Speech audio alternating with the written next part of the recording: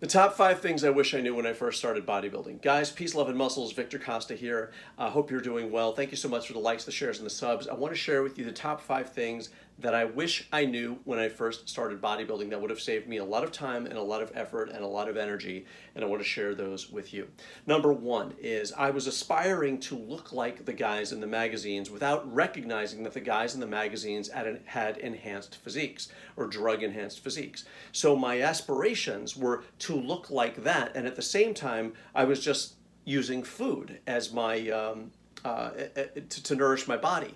So the idea of what I was achieving didn't seem to be on the mark with the amount of effort I was putting in. And that's because I was aspiring to look like something or someone who was taking drugs. So now what I would do to a newer lifter or to somebody new to the game or a young person, I would say, look, you have to understand the difference between a natural physique and natural goals and objectives and enhanced physiques and enhanced goals and objectives. So what I was doing, I was beating up on myself, thinking there was something wrong with me. Why don't I look like the guys in the magazines when in fact there was something wrong with the industry, an industry that isn't looking out for you. So peace, love, and muscles to that. The second thing is I would eat more. I really would. I was so worried about my waistline, and I didn't want to appear chubby or fat, and that was really about my self-esteem.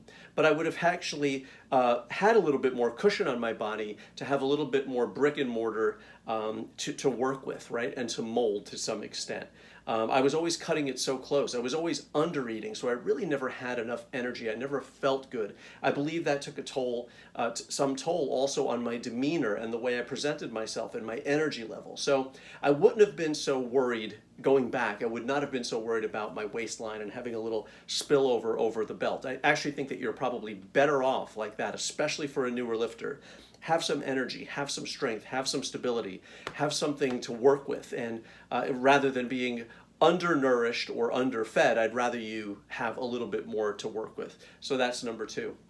The third thing, I wouldn't be an ego lifter. I wouldn't think about the amount of poundages I was lifting and measure that against my friends. Instead, I would concentrate more on the feeling of bodybuilding and what bodybuilding is supposed to feel like. I would worry more about the connection with my muscle and the dialogue with my muscles and sort of connecting to them and understanding how my body works, rather than understanding that my friend just bench 2 1/4 for 10 and that's what I have to do now, otherwise I'm not a man. So I wouldn't go that route, right? So that's another piece of advice that I would give to my younger self or give to a newer lifter.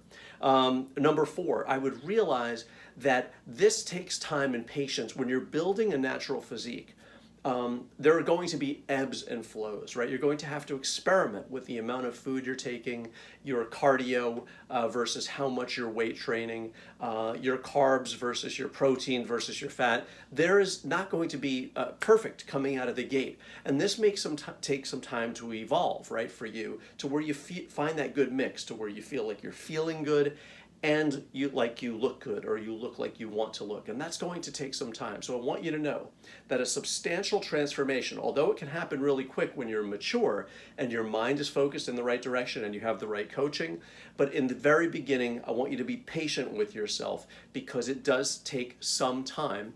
And the time is different for each of us. But when you lock in, it'll feel like it happened overnight. I hope that makes some sense to you. So it's almost like it takes a little while to become an overnight success in just about anything, and it appears like that. It's kind of the same thing with this. You have to pay some dues in order to feel like you've had some success later on. So I hope you take that to heart.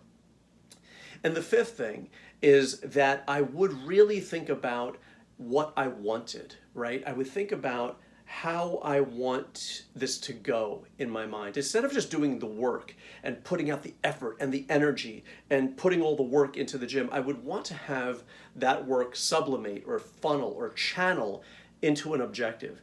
Now, when I go to the gym and having this much experience and being connected to people like I am, I can see energy to some degree, right? You can see the guy who's training and the energy is scattered all over the place rather than being honed. It's very easy to spot somebody who's training in the gym who has a focus versus someone who's just training in the gym and putting in the work. So what I would do is I would have a vision of what I would like, and then I would channel that energy and mobilize everything toward that vision rather than just putting in the work and logging in the time. A log really is in my opinion, really what you did yesterday. We always want to be looking to the future. We want to be nimble. We want to be present in our training. So really have an idea of where you want that energy to go to. And I think that that's excellent advice. Peace, love, and muscles to you guys. Those are the 5 things that I wish I knew when I first started bodybuilding. I love you all. Take care. Oh, in the description portion of the video down here, you're going to see a link to my free biceps workout. Please check it out. I think you're really going to love it. Peace. Bye, guys.